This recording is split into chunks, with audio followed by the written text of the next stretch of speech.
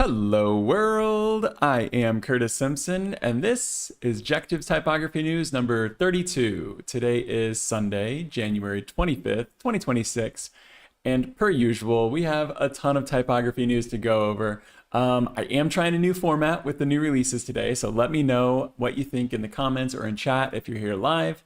But I think it's going to help. I think it's going to help standardize things and manage time a little bit better. We'll find out. I'm sure there's going to be a little bit of a learning curve. Probably take us a couple of weeks, 3 weeks, to iterate on this. But I think in the long term, it's going to be better. So I'm going to give you a rundown of what we're going to talk about today, and then we'll hop into it. We'll switch to the screen cap, and we'll get to it. Quite a few featured stories today. YouTube has a new display typeface created by StreoType. I'm just going to go over that real briefly today because I do have an interview coming up with that one on Tuesday. Ligado Studio had their first type salon this week. Interesting. I was part of that. Never been a part of a salon before. Blaze Type is looking for designers to publish through via Blaze Type. Talk about that. Pentagram did some new branding. Make Type Work launched a new interview series called Making Type. And then Motion Fonts is this new website platform that launched that I saw on Typo Social that I want to point out because I think it's pretty cool. And there's just kind of like a different, I don't know what we say, like a different like mental model in terms of type design if you're considering the motion. We got some events to go over, quite a few events actually, like 5 new events. We're gonna look back at one. I've got a link for an event that took place last week. So those are gonna be coming for Words of Type, Creative Boom, Letterform Archive, and yeah, just those 3, but multiple from each one. And then we'll get into new releases. We have new releases from Schrifteria, Sudtipos, Simple Bits, Proof of Words, Dalton Maag, Parachute, Atipo Foundry, and lastly, Tandem Type. So there are 8 new typefaces to go over. I'm only going to do like a top 5. So we're going to go through the first 3 pretty quick and then like a top 5, not a countdown, just like a general top 5.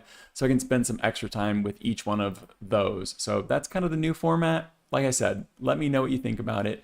Let me go ahead and close everything that's on my screen. Let me go ahead and switch to my screen and we'll start on these featured stories. What's on my screen right now is not a featured story, but it is a tool that we use quite often on the website. So just go ahead and leave it up there for a second while I pull up this YouTube display. So YouTube display, this is a typeface that is created for YouTube by StreoType, Lucas Sharp. And I actually saw the first time I came across this was on Creative Boom. The article for Creative Boom is gone. Let me go ahead and click on it now. We'll see if it's still dead. Page not found. I don't know what happened to this, but there was an interesting article. It had a little bit of an interview with the lead designer on this project over at YouTube, and it talked about what was going on there.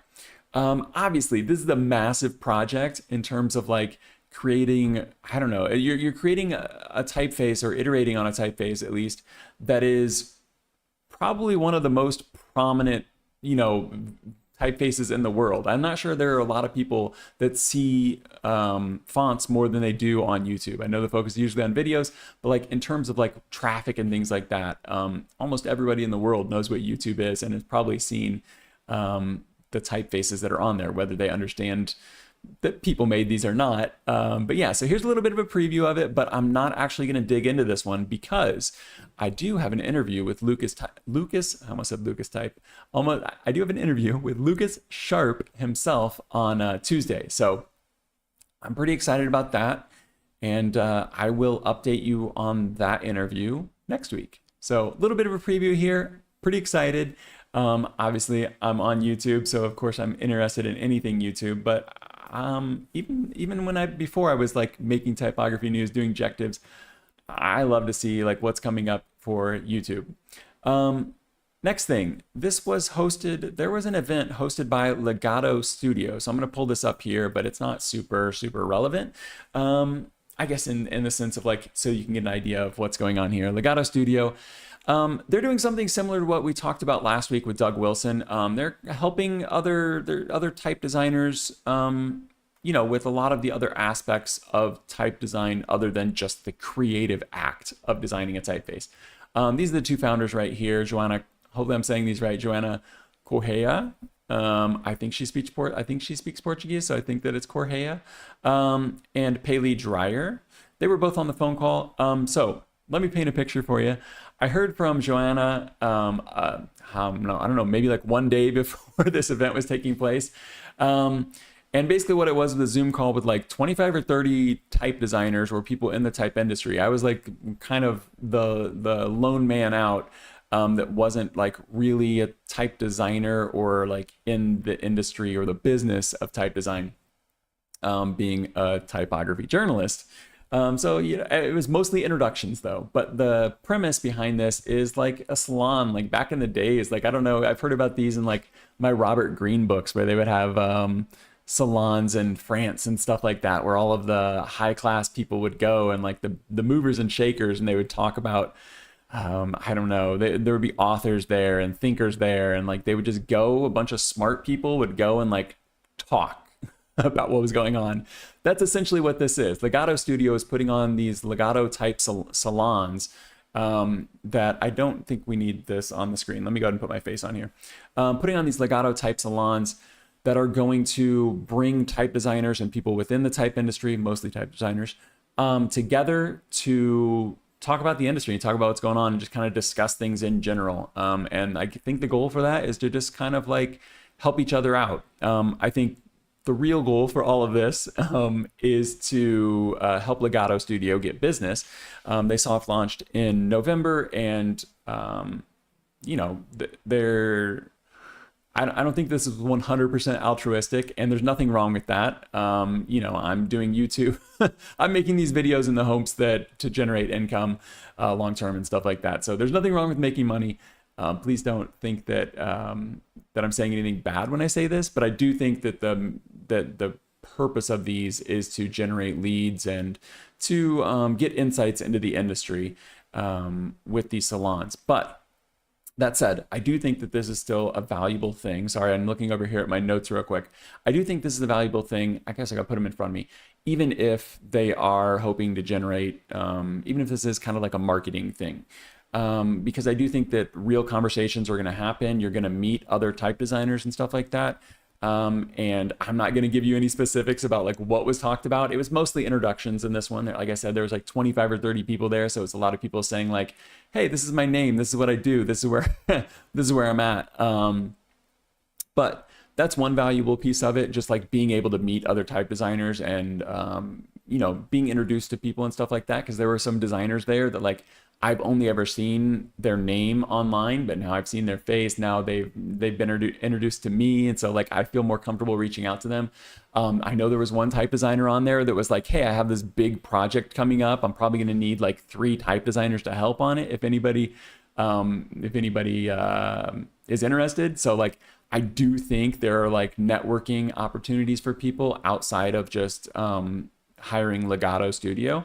And then of course, I think that the point of them being there and hosting these events is to help people out. So whether you whether they take you on as a client, you take them on as an, I don't know, what would the word be, agent, whether you hire them or not, I do think you'll probably get value from Ligado Studio as they host these.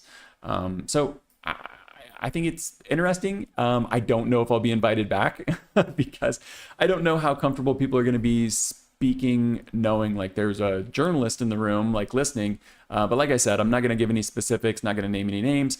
But if I do end up attending more of these, I will give you like a general vibe check and let you know what's going on, because I know some of you, many of you are type designers.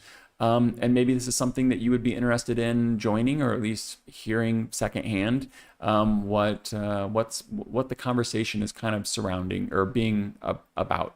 Let's go ahead and switch back to the screen because I want to get through these quick. Like I said, we have the new format, but I'm trying to manage my time much better. The next one up here is from BlazeType. I'm not sure what everyone's opinions are on BlazeType. From a user, I think that the licensing could be better. But there's no denying that they put out a lot of very nice typefaces, and they're well established in the industry.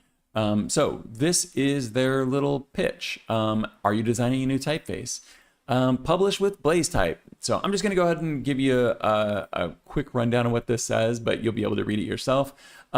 They are looking for what they call new voices to publish via BlazeType. If you're a type designer, if you're an independent type designer and you already have your Foundry, but you want to like publish through them, you can do that, maybe, if they accept it. If you have never published type design, I think that they're probably going to be able to like help you develop that and stuff like that. Similar to what we're seeing going on here with like these other entities that we've talked about in the last couple of weeks here, where they can help you get these things out the door. I think Doug Wilson is more, you know, once you've got the typeface finished, getting that marketed and stuff like that. But BlazeType here, I'm not entirely sure what it says. Let's go ahead and read it. It says, "We are interested in well-crafted typefaces with a strong concept, whether experimental or functional, display or text. If selected, we are delighted to offer mentoring and guidance from experienced type designers, supporting you through refinement, production, preparation for release." So there you go. If you are a fan of BlazeType, or if you're interested in publishing a typeface from like an established Foundry that's still independent, they're French independent typeface type Foundry. Let me go ahead and close this and I'll show you their website real quick. Oh, this is the link tree. Hold on. Let me just go to their website. They're an independent French type Foundry, and they do a lot of cool stuff. They put out a ton of typefaces. Very successful, at least from the outside. We've reported on them quite a few times here. So I think it's worth checking out if you are a type designer and you kind of want to publish through someone else. We talk about that a lot, where we've got independent foundries and independent type designers, and they publish through a bigger foundry. And it can help with exposure, it can help with mentorship, stuff like that. Next up, we have a project from Pentagram. I should probably load these before I start doing my little introduction, because then when people use the chapters, it makes more sense. So let's just pretend we didn't do that. Next up, we have a story from Pentagram. This is a branding case study that's for COQODAQ. I think I'm saying that right. We're going to see a pronunciation here when we get down a little farther. I like to look at these projects sometimes. We're just going to slow scroll through this. You can see here, headed up by Emily Oberman. I like to look at these projects from some of these big design studios. I'll probably accidentally say Foundry sometimes. I'm so used to saying that. But looking at stuff from like Kodo and Pentagram, because they are just working with like these giant clients and these giant budgets and stuff. And it's really cool to see what they're putting together. I do like to focus on typography, so if it's not a type-driven brand, probably not going to pay a ton of attention to those, but this one's pretty freaking cool. It's like upscale chicken wings, basically. They were making headlines during, we'll have to see which one it was, but one of the big tennis tournaments, because they were selling $100 wings. It wasn't really $100 chicken nuggets. I think it was chicken nuggets, $100 6-piece. But it actually came with like caviar and gold and all kinds of dumb stuff. Let me open up the website, actually. We'll open up that in the background. This is the typeface they're using. It's a high contrast sans serif. I do have a name on this, but I'm not sure. It's when I check what font on here, it gives me the name Ekklot, Ekklot. I don't know what that is. I couldn't find it. But I mean, we've seen typefaces like this before. I'm not sure that the actual typeface itself is the most important thing. Plaque is the supporting typeface on this. Probably some of you are more familiar with that. But yeah, I don't think that the actual typefaces are important as it is seeing them put in use. So when you're talking about a place that can get away with selling $100 6-piece at the US Open or whatever it was, it's interesting to see how they're handling the typography. And also it's good to just look at typography out in the wild in these case studies and stuff, because we're so used to looking at specimens. I'm pulling up an affinity. We're zooming in on one glyph at a time. But then you see something like this and you're like, oh yeah, that's what you do with your typeface. This is what typographers do.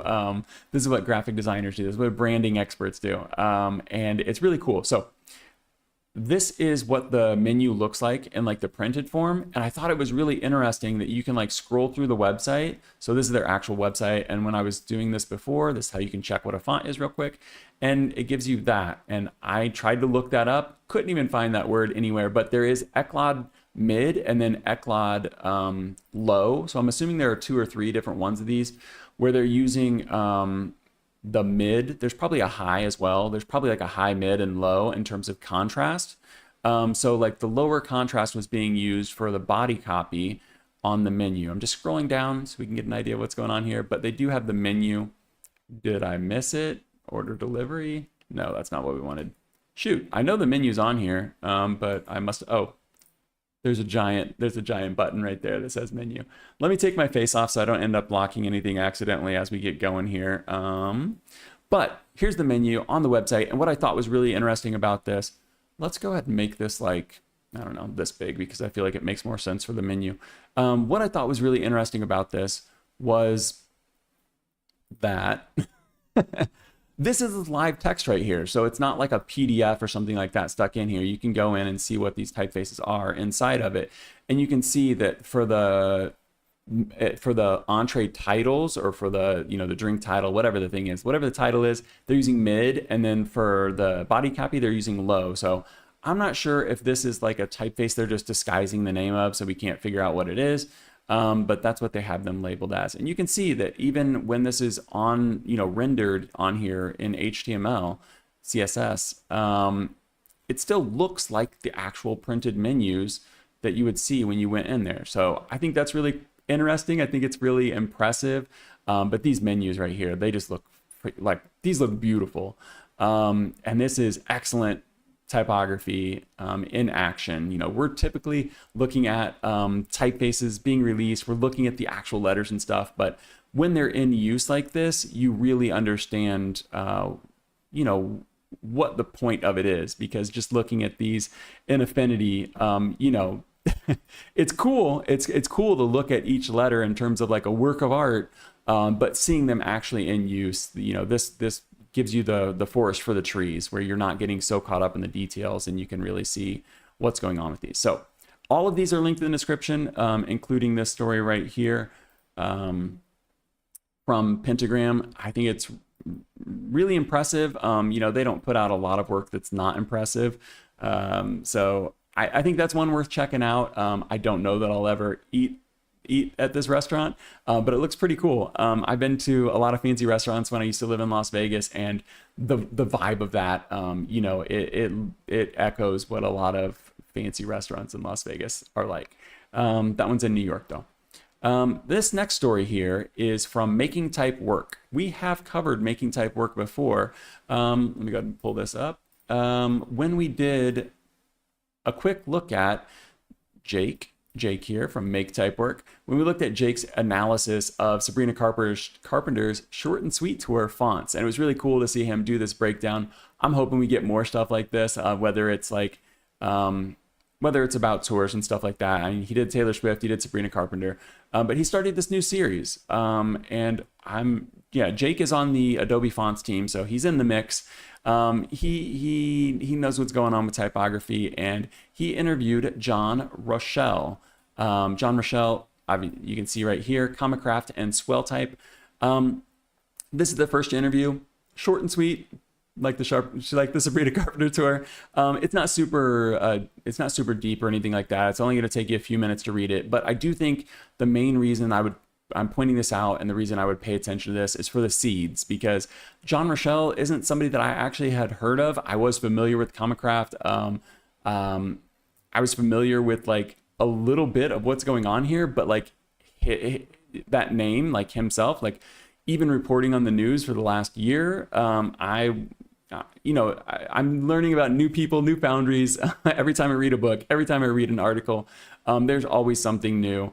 And I found this to be really cool. He talks about how he got into type design. He talks about Comicraft and StreoType, and he talks about like what he does, kind of some of his process and stuff like that. So like I said, it's a short article. Maybe take you a few minutes to read, 5 at most. But the seed from this, like branching off and going and reading other things about John Rochelle or Comicraft or some of the other names that are listed in here, I think is well worth your time. So, like I said, linked in the description. Nothing linked in the description is sponsored. Never is. Never will be. Let me wait for it to load. Let me learn my lesson. Okay. This last featured story was something I came across on Typo Social. This is, if you don't know, the typography nerds version of Twitter. It's a Mastodon server. Typo Social, just people that like typography. So you should go join that. No ads, no, there's nothing weird on there. It's just, it's like social media used to be. I want to make sure my face isn't in the way. Okay, so this was posted by Simon Truffer. Hopefully I'm saying your name right, Simon. And it intrigued me because everybody has seen kinetic typography, but he is calling this motion fonts. The reason I think this is interesting is because he wrote a manifesto for this. You can go check that out. I think the most interesting thing here is this player, and I should have pulled this up beforehand, but let's go ahead and see if we can get Purple Haze pulled up here. Is because there's a bit of a mental model shift here. I'm just going to drop Purple Haze. I have the trial here from Future Fonts. Going to drop this in here. I think there's a bit of a mental model shift in terms of type design and thinking of it being put into motion. So he's got a few different examples here on typo.social. He's got them labeled here. I'm not going to read all those to you, but you can see that these are typefaces that are moving. And you would need to think about these during the design process rather than with most kinetic typography is just kind of like afterwards, like let's slide a variable slider and see what we can do with this, change the size, change the width, change the, change the optical sizes. I don't know. There's some more fun things than that where you can change the extenders and descenders and stuff like that with some of these crazy, is it hyperbolic? No, it's not hyperbolic. What's the word? Hyper something. Some of these fonts where you can just kind of like change every aspect of it. Even those I don't think are approached from the perspective of like, hey, we're going to put this into motion. But you look at a font like this, Silver Coil from Font Spectrum, and why else would you design a font that can do this unless you were planning on putting it into motion? And I think that is the mental model shift that you're going to see. If people actually grasp onto this idea. So I'm not going to go through all of this, but you can see there's some panels over here on the left. We can slow this down. We can change the range of it. If you have multiple axes for your variable font, you can go through and alter those. Obviously, I've written the hello world on here, but we could just as easily, if I can spell, subscribe. You can change that to whatever you want. You can make the size huge. You can make the size small. I actually use this. Oh, look at that. I actually used this week to test out to see if one of my variable fonts was broken. I'll get to this a little bit later, but when I was using it in Affinity, one of the sliders on it was popping in and out italic when it shouldn't have. And we came across this a few weeks ago with another font. So I was like, let me throw this into this new Motion Fonts player and see what happens. Sure enough, there was no problem.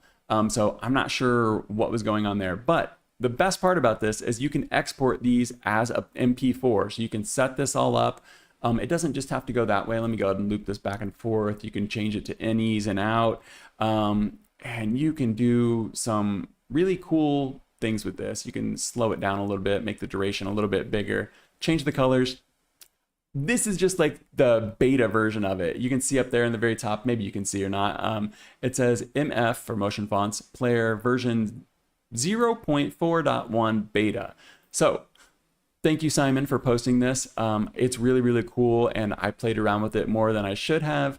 But I think that my biggest takeaway from this is just that mental model shift of like, oh, like typefaces can be designed specifically to be put into motion. And I'm sure there are people, probably quite a few people, that have already come to this conclusion.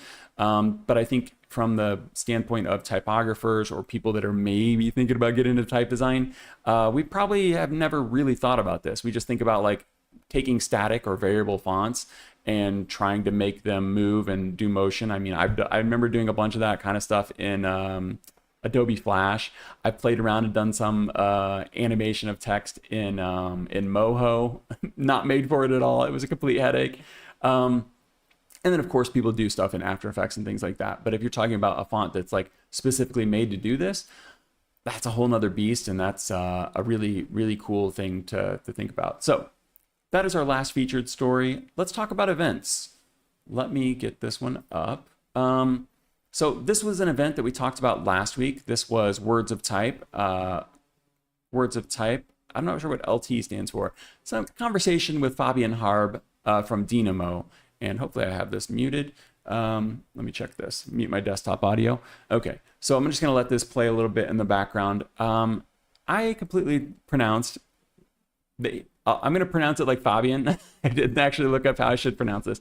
But he was pronouncing this original author, designer, as Walter Kach. And I think I was saying Kach last week. I don't know how to say his name, but the author of that book is who they're kind of talking about here. There's a little bit of a history about Dynamo, about how they got into this book in general, how they got into the history of this, reproducing it. It's cool, and it's pretty well organized. A lot of times I have like my minor gripes with Words of Type. Words of Type puts out a lot of cool stuff, especially the encyclopedia. But one thing that they do, I don't know if I want to say poorly, one thing that they don't do quite as well as the rest is their live streams. They're usually a little bit disorganized in terms of like, there's just like some awkwardness. This one, not really so much, because Fabian does a good job of presenting, and it was really cool to see this project come together. And then at the end, there was even some Q&A for the Words of Type members.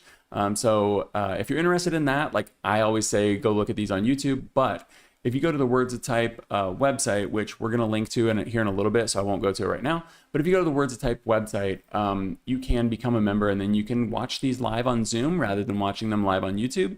And you can do Q&A, and you can ask speaker stuff. And I think that would be pretty cool for some people that, want to talk to people like the founder, one of the co-founders of Dynamo. That seems like something worthwhile, right? So let's get into the new events. I'm going to pull these up on my website, work in progress here. I'll probably have to take my face off at this point, but maybe not. Like I've said the last couple of weeks, coming soon on this, but there's ours right there, Typography News. I'm just going to start opening these up in the background. We have 5 typography events coming up, and I'm not going to talk about these too much, but I do want to show you them on their official websites and not just on my, WordPress. The first one's coming from Creative Boom. Let me just go ahead and open all of these in the background, and then we'll burn through them. Okay, that seems like a better plan. The first one is coming from Creative Boom. This is through their community called The Studio, free to get access to. This one's going to be a Zoom webinar. So far, all of these studio sessions have been free. Katie Cohen puts these on. So this one's going to be taking place on Wednesday,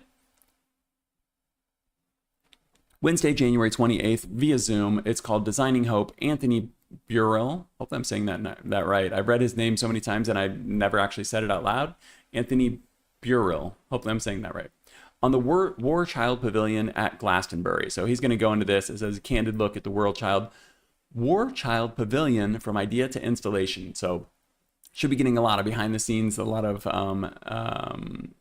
details on how that was put together and the process and things like that. Seems pretty cool. Next up is a similar thing. This is from James Edmondson. He's going to be presenting for Letterform Archive in person. I should say this. The studio is free, Zoom webinar. Fonts are easy, books are hard. This is a look back at James Edmondson's creation of that book sitting back there, the Ono, what is it? Ono book. The Ono book, a serious guide to irreverent type design. It's going to be a conversation about how he made this book, how he put this together. And judging by the title, I would say that he probably struggled with it more than he struggles with creating his typefaces. So that would be really cool if you're in San Francisco area. I think that maybe you could go check that out on Thursday. It says that it's going to be 5:30 to 7:30 Pacific time, of course, if you're in California. January 29th on Thursday. So if you are there, I don't know. Let's check if there's a price on this.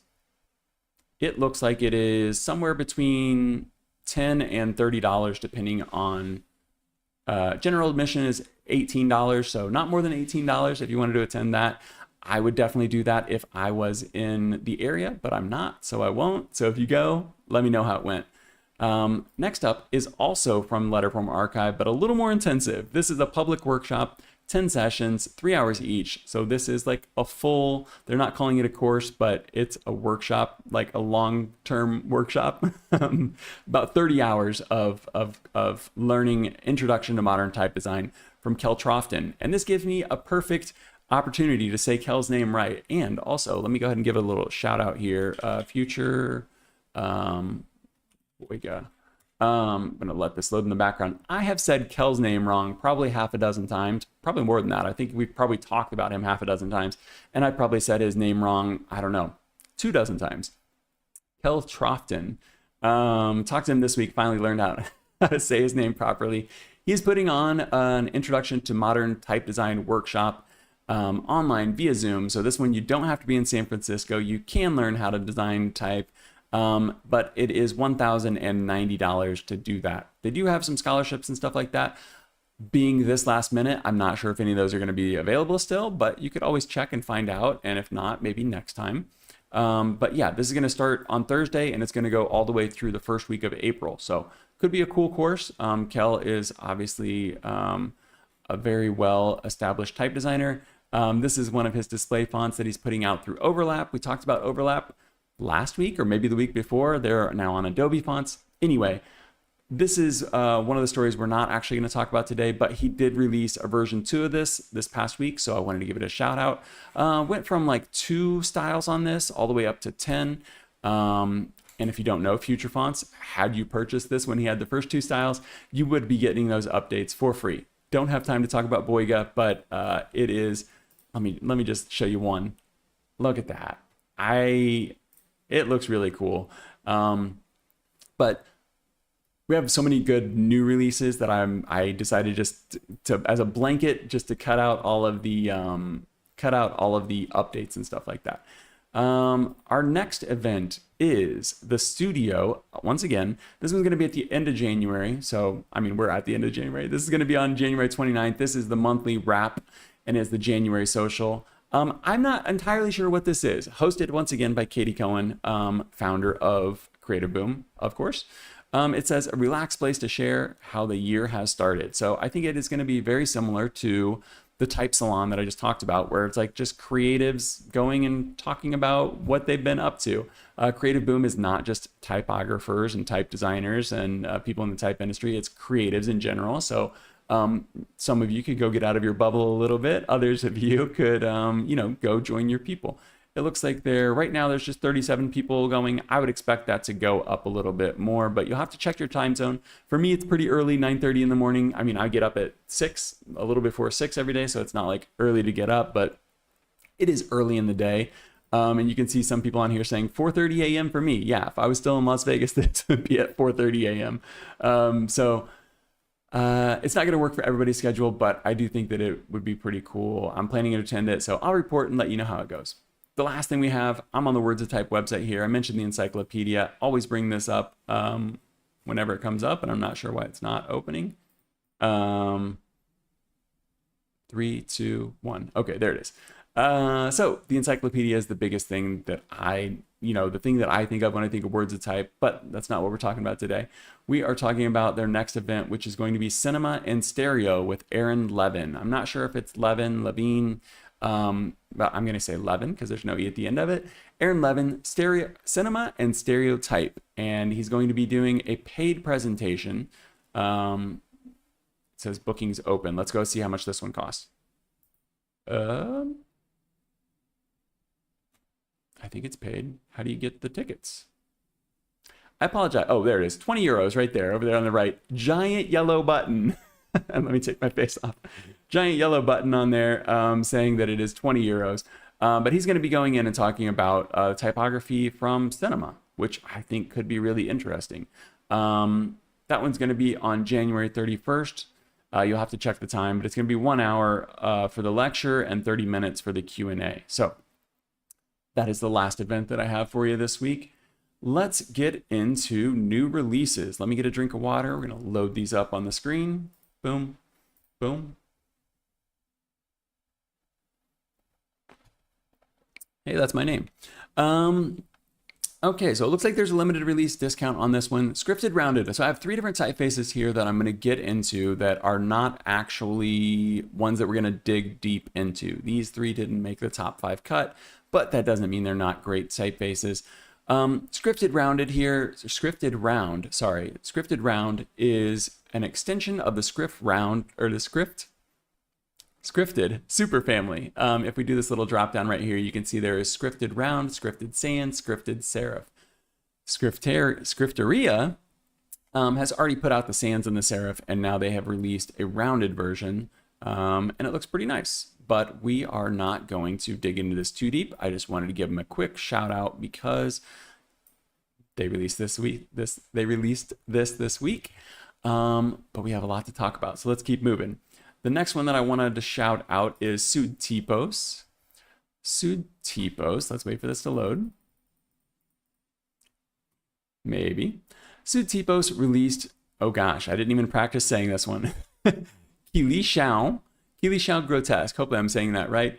Sudtipos released Quilichao Grotesk, and this one is. I think the most compelling thing about this one is the price. It's $100 for the full family on desktop, which I think for a variable font with 18 styles is a solid value proposition. So it's going to have 9 weights plus italics on each one of those. You can see what we've got going on here. So this one is coming from Sudtipos. This is Quilichao Grotesk, and I'm crossing my fingers that I'm saying that one right. But it's a variable font. Obviously, it's a Grotesk, and it is new from Sudtipos this week. The last quick look we're going to have here is from Simple Bits. And I actually have the Simple Bits book in the background right now, but you can't see it because I don't have the face cam on. This one is Clauthbound. He intentionally always spells the fonts incorrectly. I guess that's become his signature at this point. But it originally started so that he could, name the font what he wanted it to name, and he just had to name it a little bit wrong to get the right name. Does that make sense? We're going to pretend that it does. This one is inspired by gold foiled typography that he found on Clauthbound books, which I think is super specific and super fun. This one's just going to come in 3 styles, 3 different weights here. The price, excellent. Let's go ahead and show you $24 for the license on this one. And he has his super simple license, which is going to give you desktop, web, and app for up to 20 employees. You can only do 1 app, but you can do web pages. Let me see real quick. Let me double check. The web pages, I know you can do, where's it at? Multiple websites, unlimited page views. So you really don't have to worry about this one when you buy it, as long as you are under those very reasonable numbers. But I do think this one looks really nice. My favorite part about this one is these dingbats. Full set of 40 dingbats, 40, I think he's calling them icons, but I think the proper typography name is dingbats. Full set of these, so that's pretty fun. And that is our quick look at Clauthbound from Simple Bits. And now, my friends, we are going to get into the Jectives top 5 new releases. This is the new part that I'm talking about, and we're doing okay on time. We're not quite as far along as I was hoping to be, but we're going to make it work. The first typeface in the top 5 this week is Proof of Words release from Galmi. And we actually looked at this super quick last week at the end, had to carry it over, but it's so good. We're going to talk about it this week, and it does make the top 5. You can see as I move my cursor around, this looks like it's interpolating in a way that would make this be variable, but it is not. I think that, if they've got this animated right here like this, it seems entirely possible that they could release a variable weight version of this in the future, but that's not what's happening here. We've got 5 weights. Let me go ahead and give you all the details. 5 weights going from regular to black. It is static, like I said. The glyph count on this one, pretty high. 746 glyphs. There are 36 layout features. You can purchase this from Proof of Words, so you can purchase from the Foundry. There is a trial, and it is actually the full font trial. You can obviously you're not licensed to use it anything other than trials, but you can test this out to your heart's content, and that's what we're going to be looking at today. I have this in Affinity, so we're going to be looking at the full font in there. You can see a few of the features right here. Quite a few alternates, some discretionary ligatures, some fun stuff going on with the accents, and then different figure styles and things like that. So let me, you can see a big list of glyphs here, but I'm going to go ahead and pull this up in Affinity, and we will get to look at the font. So this is at Galmi right here, and I don't know, they've got some excellent specimens that we're going to look at on Instagram after I show you the close-up. We talk about the forest for the trees. We're going to be looking at the trees here for sure. But I'm going to show you some close-up details that I really liked about this, but just in general, let me give you a super quick preview of this. Just in general, this font is so much fun. Like, it just reminds me of the 90s, and that's not even the inspiration for what it is. Apparently this is inspired by molding clay and legends in Prague. But for me, this just screams 90s, and I don't know exactly, like I can't pinpoint exactly what about it screams 90s to me, but man, I love this typeface. It's so much fun. So let me go ahead and show you some of the details. Let me get a drink of water. I'm talking really fast, guys. This is a display font that really has all the features of a workhorse, despite the fact that you'll never actually be able to use it as a workhorse. I've got a few things highlighted here that I wanted to point out. Obviously, you can see it's a sans serif, right? Kind of. It's sans serif, but it's got these little serifs on here, which I think are pretty fun. So I've got that marked on the B, but we're going to see that come through on the D and a lot of other characters. You got it on the F right there. The next thing here is this general shape. And I think that I originally had this on the F, but somehow it got shifted over to the E. This general stem shape, this kind of like it's not really a triangle, but like this, this contrast going from thick at the top, thin at the bottom, shape is what gives this a lot of motion and a lot of energy. Obviously it's not even italic, you know, there's no like forward momentum here. It's just got so much energy because of the shape of these. And you can see some more of those top serifs there. Let me go ahead and show you a few more. I've got some green letters on here. Those ones are because there are alternates that we're going to come to. You can see these serifs continuing even on the V, W, X, Y. We're going to see an alternate for that ampersand here in a second. And you can see these serifs, they got little, I don't know if you'd call these beaks or not when they're facing this way, but I'm going to call them beaks. these little beaks that are on the 2, the 3, the 6. The other thing that gives this a lot of motion, so you've got this shape, right? Like, let's look at the eye real quick. You've got this shape that's thick at the top, thin at the bottom, and you're already getting this, like, I don't know, you're getting this motion, right? You're getting a little bit of motion from that. But if you look at the O, we've got this super, the super slanted like counters, where the counters inside, the stress of this is very slanted. There's a pretty strong angle here, and you can see it on the P and the Q. Let me turn off this anatomy. You can see it here on the OP and the Q. I think these are the best examples of it.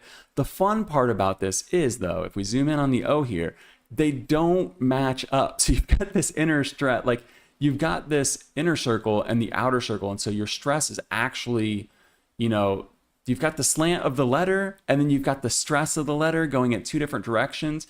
And you add up these 3 different things, and then you add up the curls. Let me go ahead and circle. I've got some curls over here that I've got highlighted. You've got these little curls, these little feet, tails, whatever you want to call them, that are coming off the letters. They're very exaggerated. So you've got this stress. You've got the triangular shape. You've got these fun serifs going on. Like, the H is a perfect encapsulation of everything that we're talking about right now, because it's got the little serif at the top. It's got that stem. It's got the stress going at this crazy angle. And then it's got the fun little tail or foot on the bottom of it. So if you can't tell, I really enjoy this one. The A is a particularly interesting character. And maybe this alone is what screams 90s to me. But let me go ahead and show you one last thing here inside of Affinity, because it does have some interesting features as far as the numbers go. We see these sometimes with workhorse typefaces, and that's why I say this has workhorse features in a display font. And you can see we've got circled, we've got filled circled, and we've got the matching frames as well. So I think these are really fun. Let me show you how these are put into use. Actually, right before we go, I forgot to show you the alternates. So let me get rid of the anatomy circles and stuff. So you can see the green ones there are the ones that we're going to look at. Let me go ahead and toggle these. How should we do this? Glyph. No. I apologize.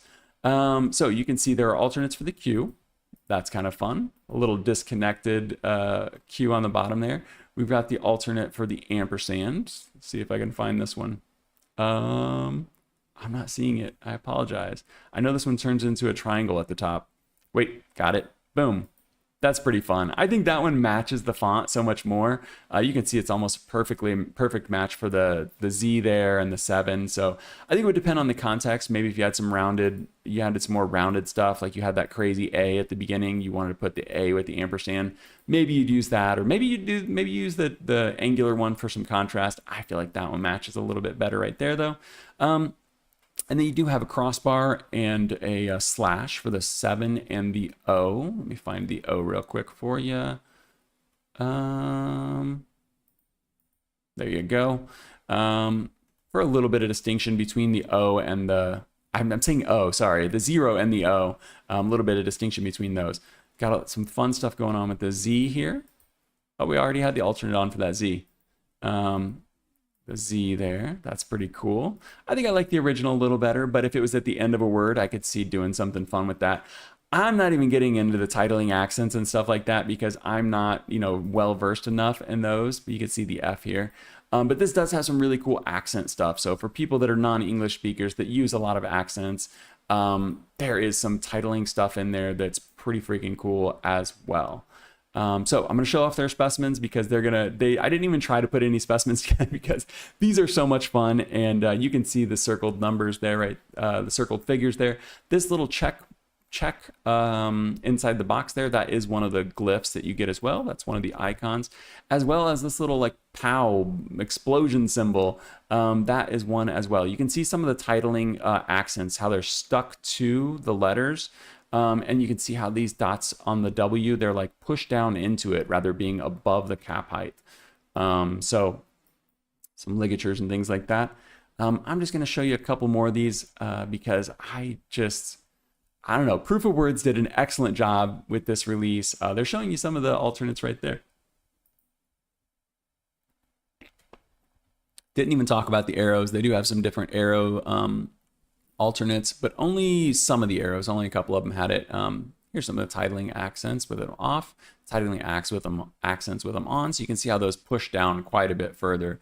So then you can reduce your leading quite a bit, and you can see how it even attaches to the top of that I right there. And then they do have all of the figures that you would expect from a figure options that you would expect from a workhorse, like I said. So you've got the proportional or the lining numerals. You got the old style numerals where the 6, 9, and 8, they're going above and below that X height and the baseline.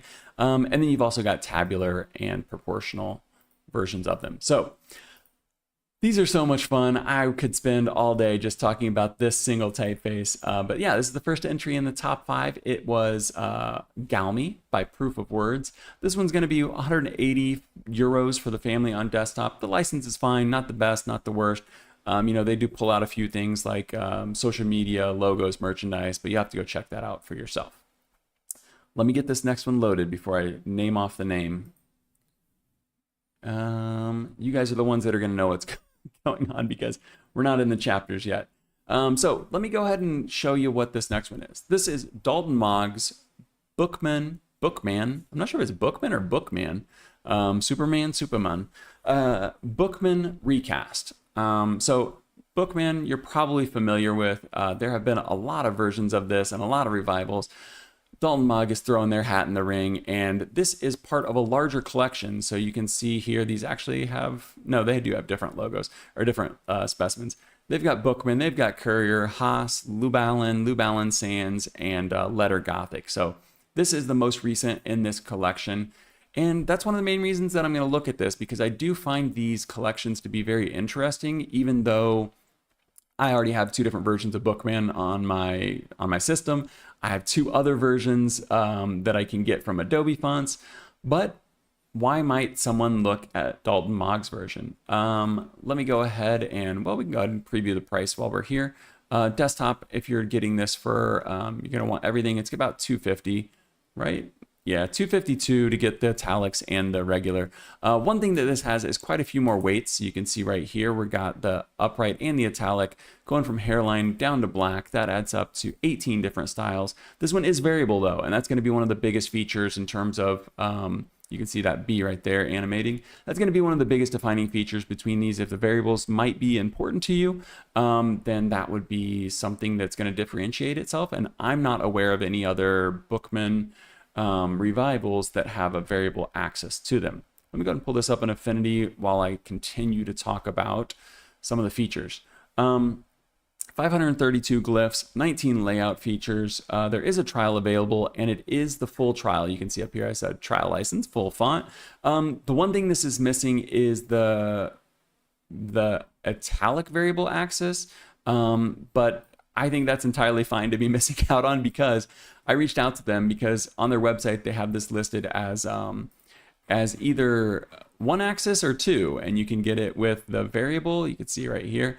You can get it with 1 axis or 2. What this actually means is there's only 1 axis. It's the weight. Let me go ahead and show you. There's only 1 axis on this. If we pull up the variable here, it is just the weight, right? So when they say 2 axis, and I reached out to them about this, there's not actually an italic axis because this has true italics.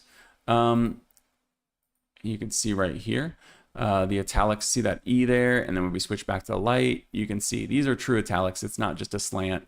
And the reason you can't have a variable axis for the italic is because you can't do true italics and also do this. I mean, you could, but it would be super ugly in between the two, and it just wouldn't make sense to do that. So they say you're getting 2 axes with this, but you're actually not. You're just getting 1 axis, and you're getting either with this top one here that's 126, you're getting the Romans, and with the 252, you're getting Romans and italics. So a little confusing there, but a very nice typeface nonetheless.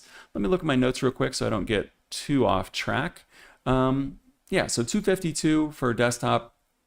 I did find the web license to be a little expensive, but you'll have to look into that. The license in general is standard. Dalton Maag does, they're pretty standard in terms of the industry with that. This is Bookman Recast. I do have a couple letters here highlighted. I'm not going to go through every single letter like I did with Galmi just a second ago, because I think a lot of people are probably already familiar with this, but I wanted to showcase a couple of these alternates real quick for you, because they do have the alternate J. This is the standard J. It drops below the baseline. This is the alternate J that sits above. Obviously, if you were doing titling where you were doing like caps on caps, you would want to use the one that goes above the baseline, probably, unless your word started with a J and you could like space it out in a unique way. And this here is the standard Q, whereas this is the alternate. And these 2 Qs actually relate to something we're going to look at right now. And that is, let me go ahead and zoom down here. That is the difference between old style and the Bookman. So Bookman, ITC Bookman is this one here on the bottom, and it's got that really exaggerated Q. I've never seen a Q like this, but this is what I typically think of when I think of Bookman, because I'm typically thinking of Bookman old style, and I never realized that. But it's this Q where it pops down from the middle, and you can see all of these other ones also have that. So what are we going to look at today? Why might you get this other than the variable? Let's compare it to some of the others. So like I said, I have 2 on my system. I have this monotype Bookman old style, and I have the monotype, or I have the ITC monotype owned ITC Bookman standard on here. There is a pro version of it, but obviously we can't look at that when I don't have it. But we also have Jukebox Bookman JF, and we have Mark Simonson's Bookmania. And I think Bookmania up to this point is probably like the defining version of Bookman. Let me go ahead and see if I can pull this up for you real quick. Bookmania specimen. Let me just show you this super quick, not what we're supposed to be focusing on today, but this was released in, I think, 2011, and then I think the last update happened in 2017. This page right here, look at all these swashes, ligatures, insanity. 3,185 glyphs in this one, and you can see this is, I think he was saying that he was inspired by like the 60s Bookman at this point. Yeah, it looks like 67 maybe. But yeah, you can see all the different swashes that he's got going on here, but he's got alternate ligatures where you can see the TH combines. Just absolutely incredibly impressive. He goes through the whole story in this specimen and stuff like that. Go check this out if you are at all interested in Bookman. Even if you end up getting the Dalton Maag version, you get, you know, the ITC version, whatever you end up getting, go check this specimen out. It's free, obviously, it's just a PDF. Go check this out from Mark Simonson because it's super impressive and really, really cool. I would say that Mark Simonson's, especially since it's on Adobe fonts, is the main competitor to Bookman Recast. But it doesn't have, none of these four here are going to be variable. Like I said, Bookmania is the, I don't know, Jukebox might be a little more recent, but it's only got 2 styles, so I don't think so. But Bookmania is probably your biggest competitor, and it's came out in 2011. It's probably the newest one, but it doesn't have the variable axis on it. So Dalton Maag, they try to be super faithful to the originals, but the one thing they do is they try to make it using modern technology. So with all these ones they've released, I do think they've done a good job at bringing them into modern times. And you can see if we zoomed in on these, you would be able to pick out like quite a few differences. Like even if we just looked at the A's between these, you'll start to see a little bit of difference. You can see also how much wider, how much more breathing room Bookman Recast has compared to Bookmania. So if you wanted a little bit of like, I think it even has a taller X height on it. If you want like a little bit taller X height, a little bit wider characters, I think Bookman Recast probably beats out Bookmania there. If you wanted, you know, more condensed, narrow numbers, or numbers, I apologize, figures, then I think Bookmania would be your choice. But I really, really like this, especially like the figures here. I mean, this is over 100-year-old font. So if it's still around, people are still doing revivals, you already know that it's going to be good. But I think it's pretty interesting to look at all 5 of these side by side. And Bookman Pro here, I'm not sure how you can call a font Pro when it only has 2 different weights, but maybe that's because they only have the 2 different weight or 2 different styles. Maybe they only have the 2 different styles on Adobe fonts. Maybe there is like a Pro version that has a lot more. But this Pro, it does have some swashes on it as well. And then obviously we looked at Bookmania, and you can see all these stylistic alternatives and just all of the crazy open type features this one has. Then you get down to Bookman Old Style and Bookman Standard. You might even have these on your system already from, I don't know, some Adobe software or Fontfolio or some monotype software that you already had installed. Yeah, so these are kind of the standards, but they're probably getting pretty long in the tooth. So if you were choosing between these 2 down here versus choosing Bookman Recast, I think there's no question about that. If you really wanted a lot of swashes and crazy stuff like that, then maybe look at Bookmania. Bookmania is only $238 to get the full family on desktop. So about the same price, but it doesn't have variable, and you know, it's a little more condensed. But yeah, I think that's a solid look at this, right? We don't need to do more. People are probably familiar with Bookman. Let me pull up the next one as I get a drink of water.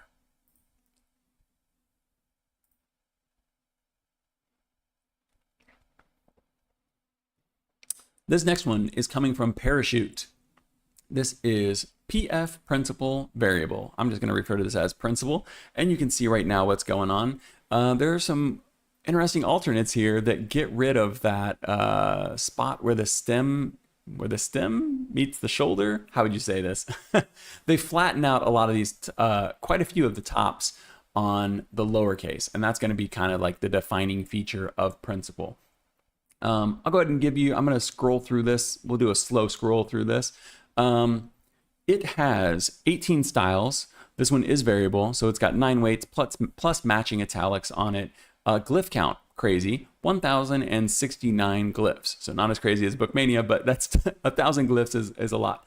27 open type features at least. I'm not entirely sure if that's the right number, but there's at least 27 open type features on this. You can purchase this from the Foundry, and it does have a trial, but the trial is going to have limited characters. This is one that was provided to me. A review license was provided. I requested and received. I've never had a Foundry approach me and be like, hey, will you review our font? If that ever happens, I would have to let you know. But I mean, obviously I would let you know that. But I don't know. I would never review a font because someone asked me to, but I would definitely disclose if someone did. So far, no one has, but I still like to disclose that I requested a review license for this and received it, so that I can check out the full character set, because the preview for this only had super limited characters. You couldn't change all of those glyphs like you can do, like we're going to be able to do. So like I said, a lot of stuff going on here. The price on this one is going to be $875 for the full family on desktop. But I think you'll see that this has a lot going on. I don't love the desktop license on this one. Again, it's doing what some other foundries do, and it doesn't include the logo, doesn't include the merch, doesn't include broadcast. They do make a note that if you're including, like, maybe they won't charge you for the logo if there's an emblem included with it. But still, like, if I'm paying for a desktop license, I just like to be able to use it for anything I'm going to do on desktop. If I'm going to make a logo, I want to be able to do that without paying extra to do that. But that's just me. They are free to charge whatever they would like for that. Let me just point this out as well. This one does have Latin, Greek, and Cyrillic. So when you look at that 1,069 characters, this has a lot of language support, more language support than basically everything else we're looking at today, because yeah, when it's got Latin, Greek, and Cyrillic, you've got 3 different alphabets going on here. I think we've reached the bottom. Okay, let me pull this up in Affinity so I can show this off. Look at all of those green glyphs on there. All of those can be, all of those have alternate versions of them, which is pretty cool. And they all go together. So it's not like some of these where the alternates on it, where you can't just turn them on or turn them off. This one, you could just turn them all on if you wanted to. Let me go ahead and show you the variable axes. Axis, first of all, we can go from thin all the way up to black. Oh, that's black italic. And this is one of the fonts that I was talking about earlier, where the variable axis is kind of like popping in and out of some of these italics. And this is the one that I ended up putting into motion fonts to see, like, is the font broken? Is Affinity broken? What's going on here? But since we've got the italic up, let me go ahead and show you a really interesting thing going on here with this italic. Look at how deep these cuts are in, like, the R and the N.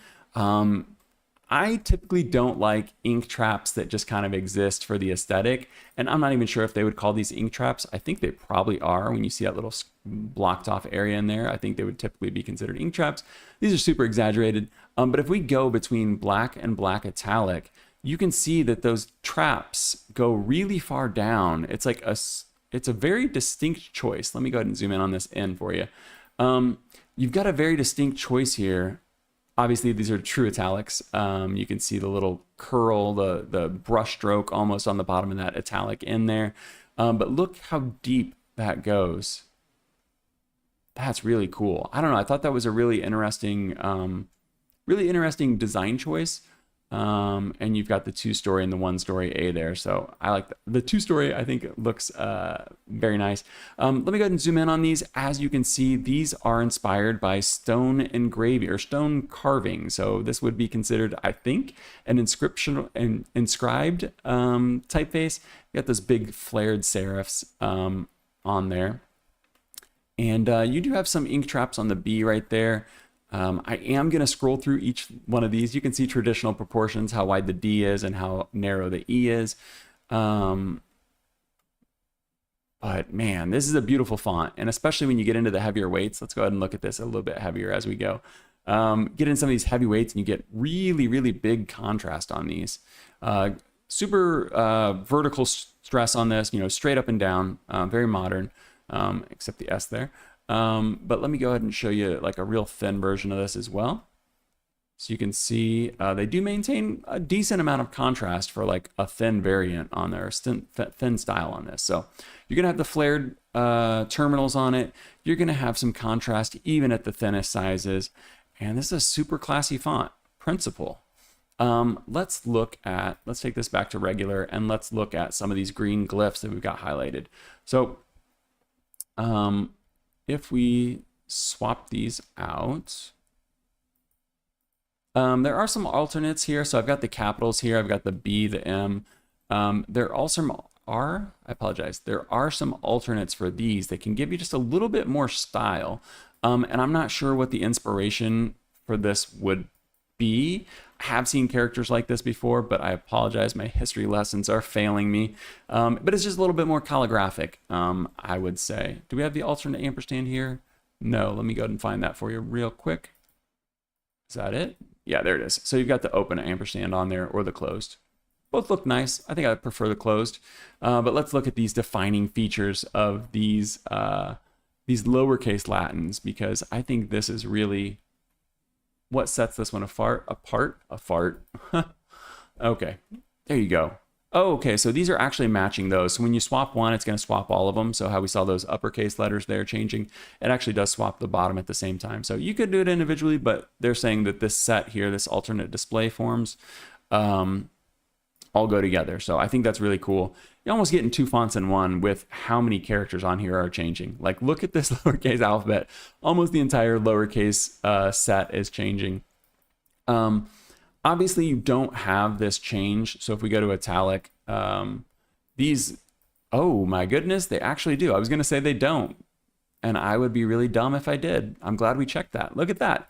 Even the italics change. So you're really getting almost like 4 different styles per weight, because you're going to have regular, you're going to have the alternates, these display alternates, and then you're going to have italics and the display alternates for the italics. Let me go ahead and go back to the regular weight, because I think that this shows those alternates lining up a little bit better. But you can see it just kind of flattens out a lot of these top parts on the lowercase.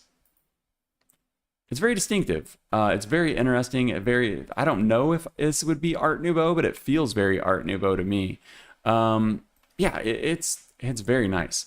I think the body copy looks great too. So this looks amazing as like a display typeface, but I think the secret weapon with this one is the body copy. I think that this looks very nice. You do get like a few little dark spots here and there, but I don't think that it hurts the legibility. Obviously, this is placeholder text, but you're just going to get those dark spots because it is a high contrast typeface. But I don't think that it takes away from it. I don't think that it, a lot of super old books, if you go on Internet Archive, they're going to have some of this higher contrast, dark spots and stuff like that. That might have been caused by the printing itself. But I think in body copy, it looks really nice. And I've got the display characters up here on the top. But yeah, I think that's kind of the secret weapon for Principle, in my opinion. And then we've got a few different italics on here, or italics, I apologize. A few different ligatures on here. We've got the FF, the FI, the FL, and then obviously you can throw an F in front of any of these and it'll give you the FFL, the FFI as well. So really cool. I apologize. I'm clicking all kinds of crazy things. Really interesting typeface. Let's go ahead and look at those alternates. You can see even the alternates work there. And then you could also do this in italic. So you're gonna hit the ligatures in italic and you can do the alternates on them. Really, really, really interesting font that comes with a matching price tag. Like I said, 875 euros for this on desktop, but I think it's doing a lot. I think it could be a workhorse for the right person. And there aren't a ton of inscribed, flared serif typefaces like this that are inspired by stone carving. It's not that there are none of them. It's just that compared to like a neo-grotesque sans serif or another geometric sans serif, or like we saw up here, like another version of Bookman, Principle's doing something completely different. And I think they've done an excellent job at doing what they're doing. Let me get a drink and we will move on to a sans serif, oddly enough. This one here is wait, I know how to say this. I practiced. Let me see if I can get the pronunciation going on here. I'm going to turn on the desktop volume, but I did practice how to say this. Is it going to work? It's not working on my screen. Maybe you can hear it, but I can't hear it on mine. Alcyone is how I think we're supposed to say this. It is named after like a giant star or something like that. Let's see real quick. Alcyone. It is a blue-white giant star and the brightest star in the open cluster. I don't know how to say that word. So that is what this one is named after. This is the announcement here. Atipo doesn't do a lot of like real flowery introductions and background and stuff like that. This is it right here. A contemporary sans serif family designed with clarity, balance, and consistency at its core. Yeah, so geometric sans serif here. It looks very nice. And you can see they've got a few weights here. Let me go ahead and give you the details as I pull up the website. It's going to have 16 styles, 8 weights, plus matching italics. It is static, so this one is not going to be variable. Only 408 glyphs on it. I mean, that's going to be enough for more than most people. But 408 glyphs, 9 layout features. You can purchase it from the Foundry. And if you look up at the top right middle there, it says pay what you want for the complete family. I think that's the standout feature for this one, or the standout reason to look at this one today, why it's in the top 5. You can see on the left there, it does have a free download of the medium weight, so you can go snag that for free if you want. But this pay what you want price, I think, is really interesting because you can pay as little as 20 euros to get this for the complete family. Now that's going to be 20 for the desktop, 20 for the web, but we usually just check the desktop as like our benchmark. So 20 euros for desktop for this geometric sans that has 8 weights with matching italics. And it looks very nice if you can see on there. Let me go ahead and pull this up in Affinity. And I think that this is such a cohesive typeface.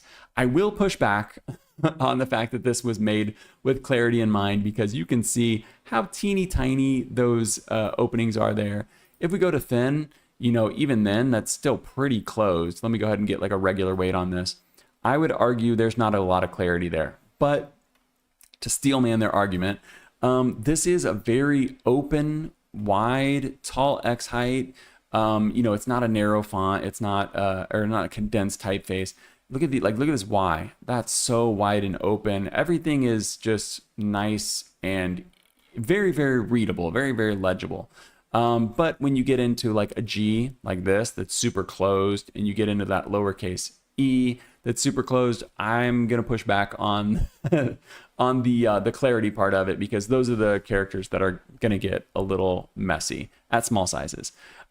But like I said, 20 bucks for this one, so I think we have to keep that in mind as we go through it because the value that you're gonna get for $20 with 16 styles, that's like $1.25 or yeah, 120. Is it $1 or are these in euros? I think these were actually in euros, but like 125 per style. So let's go ahead and look at these compared to some other options for sans serifs. And all of these, I can promise you, are going to be more expensive unless you already own them.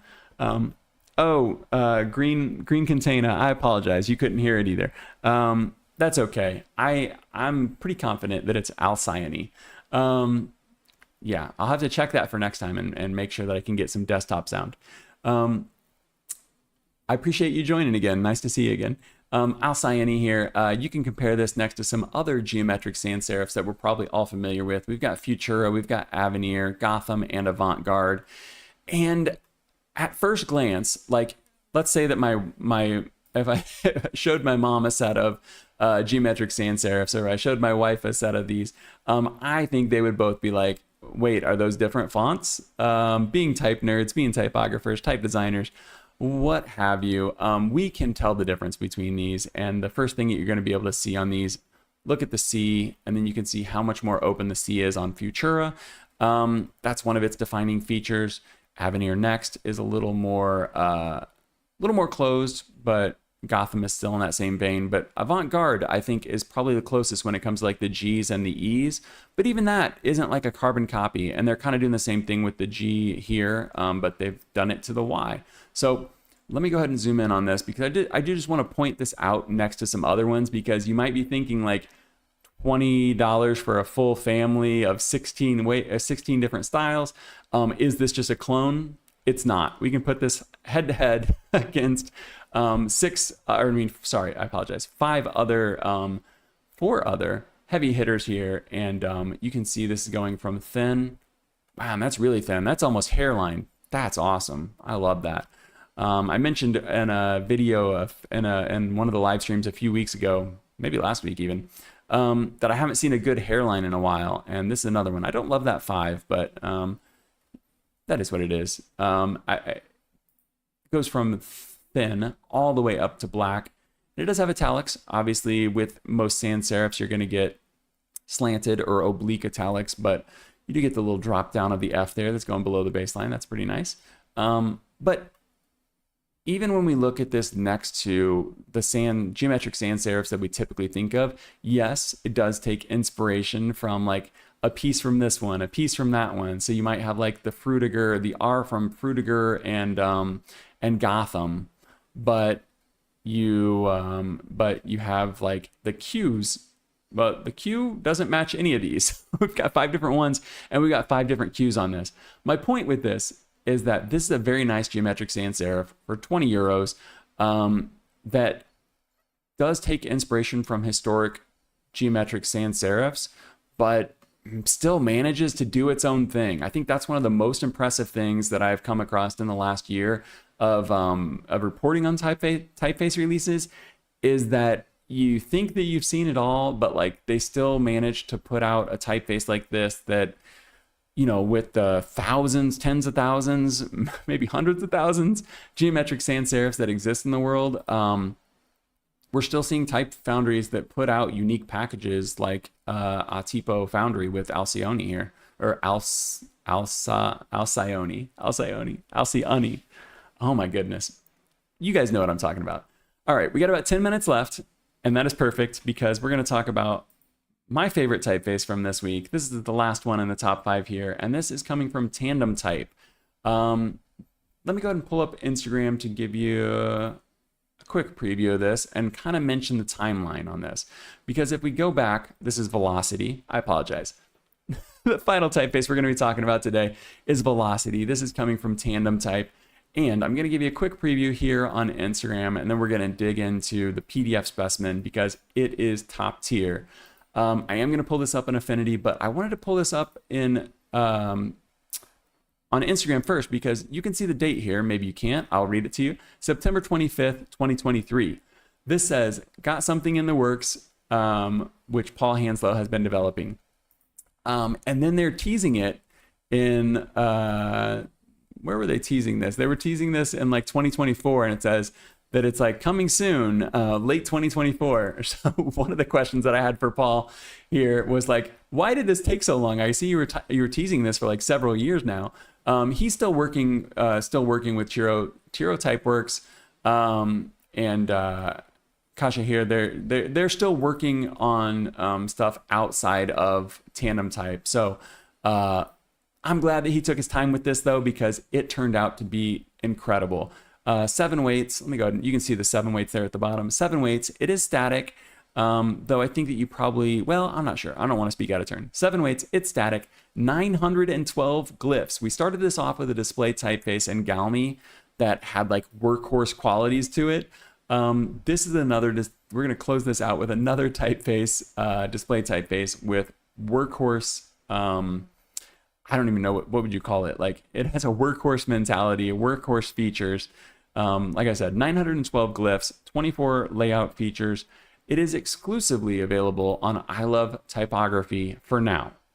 It's possible that this will come to other foundries, but right now this is exclusive to I Love Typography. It's $150 for the full family on desktop, and I think that when you see this, you will find that that's pretty reasonable when we get into all the features and everything that this has to offer. The license on this pretty standard. I Love Typography. It's gonna have a pretty standard license on it. So let's pull this up in the PDF. Let me get a drink.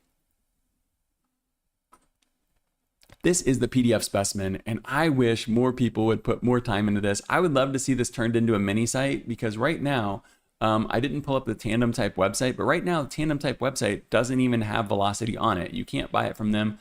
You can only, like I said, buy this from I Love Typography at the moment. I did get word that there's going to be a article or blog post from I Love Typography coming out soon. Maybe we'll see that next week. So getting a first look at it here, but they're going to be giving you a more exclusive look at article, blog post, presumably with Tandem Type, talking to them about it. So I'm just going to scroll through this because I think they did a really good job. Let me go ahead and switch this to continuous. I think they really did a really good job with this specimen, so I want to give it a little bit of time. You can see all 7 weights there, going from thin all the way up to extra bold. One thing that you will notice is that this is a unit typeface. Some people refer to this as duplex. I think that's what they refer to it as, but it's unit. So all of the letters take up the same amount of space no matter what weight it is. That's one of the reasons why this took so long to put out. Why am I paused on this page here? Because this is the inspiration. BOAC, these airline posters, these hand lettering and stuff is what initially inspired this. I think if you looked at these side by side, you would immediately realize that they took this seed and ran with it, because this is by no means a revival of that. There was a revival recently, or in recent years. Did I write that down? I did, but I don't remember who it was. I think it was Fair something. I apologize. Let's move on. Nope, got it. Monotype's Fanfare was a revival of this right here, this BOAC lettering. So if you wanted exactly that letter, go check out Monotype Fanfare. I'm not going to pull that up here because that's not what we're talking about.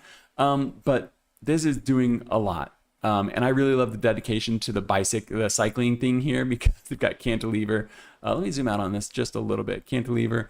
But you can see they actually said that these were inspired by modern bike frames, and I could see that. I could see like these being like the front, going up to the front handlebars of like a modern bike frame. You can see all of it. There is no italic version. It's all kind of a little bit like a hybrid. It's got a 6-degree slope to it, so it's got this forward momentum. You can see it's got these flat apexes on like the A, the N, the W, the V. Yeah, I'm just going to keep scrolling through. We are going to pull this up in Affinity. I'll be able to show you some of this. But these accents right here, these accents they're calling slammed. And basically what they're doing is they're slamming these accents right down into the glyphs, right down into the characters. So we looked earlier at the accents that were like titling accents that were pushed a little bit further down. These are pushed to the extreme where they are connected right to the glyph. So you can see the defaults here on the left. They look very nice. I think that's what you'd use most of the time. But you're doing some titling. You want these to like really be tight, really be unique, fill up your space. Use those slammed accents where they're literally pushed down into the characters. And I don't even know what most of these characters are, because I don't speak non-Latin languages. I can read some Portuguese, some Spanish, and I can speak and read English. But these look beautiful. I don't know what they do, so I can't speak to the actual utility, but I'm going to have to take Tandem Type's word for it. And what are they going on here? Like 3-4 years of time and investment put into this. They've got thin punctuation. I have never actually used thin punctuation, but I do think that this is, I've seen thin punctuation and thin accents be kind of like culturally relevant in different places. So maybe some people like these thin ones. I could see how that looks kind of cool up on top there. But for me, I like the ones that match in 99% of cases. Okay, let's keep scrolling. I think we can hop into Affinity at this point. Oh, did want to show you these. So you've got the tucked, or not the tucked, you've got the slammed accents. They've got these tucked, I don't know how to say this word. I'm just going to say little dots. The things that would be umlauts on a U. These little diareses. I feel like I'm saying diarrhea. Diareses. These little dots. Look at that bold, that super heavyweight there. I'm not sure actually what the weight is, but that super heavyweight there, they've got them like pushed into the characters. I just think as a display typeface, this has so much versatility. They are talking about the weights here. They're kind of giving you a little bit of direction in terms of like, if you wanted a subtle variation between them, go from like regular to medium. But if you really want your bold to stand out, go from like regular to semi-bold. That's typically my move as well. And you can see some examples of it here where they're showing you the difference of that. I think we're only like halfway through this. We got to hop into Affinity because I have like 1 minute left. But this is such a fun typeface. Velocity by Tandem Type. They do have a couple of alternates here on the Q and the 0. The Q can have, if I can find it, they have a ton of different stuff on there that we've already seen with all the accents and punctuation and stuff like that. Shoot, I'm not finding the Q on there. I'm gonna have to skip it. But they do have some alternates for these alongside all that other stuff. But they also have these dingbats that I thought were really cool. Yeah, subscribe to me. But they had like the manicules, the little hands on them, had like little biker gloves on them, and then they came with a skull with a little biker cap. And yeah, he needs that. He'll have a skull because he's not wearing his proper helmet. But yeah. Blizzards over McFlurries any day. If you're from the US, Dairy Queen over McDonald's. Yeah, Blizzards over McFlurries. I was just playing around with this here because I wanted to look at this C right here. So this is one of the alternates, this raised C. If you are in Ireland, you will be using this quite a bit. But for me right now, I was just using this for fun to test it out. There's a lot going on with this one, guys. And it's really cool. I think when you look at all the features that this one has, if you needed something with this aesthetic, I think you'll be hard pressed to find something better than Velocity from Tandem Type. Let me switch to the face cam and we're going to get out of here. That's not the face cam. That's the face cam on that. There we go. How shiny am I today? A little shiny. I appreciate all of you that are here today. All of you that are still watching at the end here. Let me know what you think about the new format. I feel like I was able to spend more time on the top 5 and just kind of still hit you with like the objective. Here are the other ones that got released. I like that. I like knowing like that I can just focus on these 5 and dig deep into them. Still got a little rushed at the end, but I feel like anybody who's a regular viewer will agree that it was much less rushed than usual. So let me know what you think about that. But yeah, everything is linked in the description. Go check this out. Nothing sponsored. I will see you guys next week. I am going to have my interview with Lucas Sharp on Tuesday, so expect that. I expect to learn more about that next week. I'm not going to give any for sure definites on that, but I'll talk about that next week as well. Yeah, so stay safe. I'll see you guys next week for Typography News number 33. I've been Curtis Simpson, and this was Jectives Typography News. Bye.